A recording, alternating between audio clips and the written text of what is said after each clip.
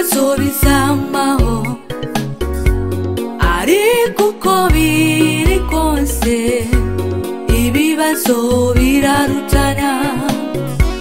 Hari aho wibaza ko ibyawe biremereye gusumba iby'abandi, waraba mugeza ukibaza ko abayeho kugusumbya.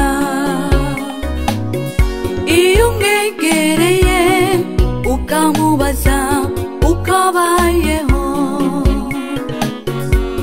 ukumva ibibazo byiwe bisumba ibyawe, ibyo bikaguha kwihangana kuko kuba uriho. Hari benshi bifuza kubaho nk'uko wewe ubayeho.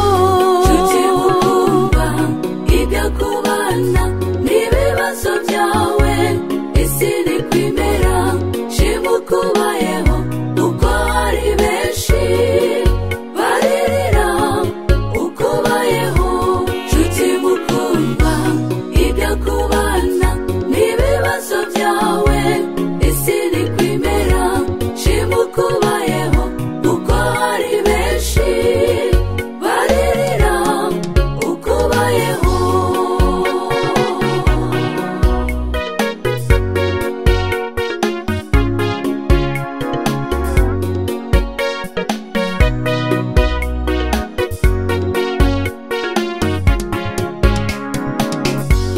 Ibibazo ni byinshi, nta muntu n'umwe adafise ibibazo,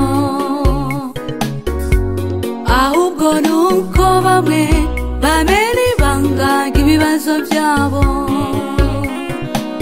Ibibazo byose mugize ugasanga biri ku karubanda,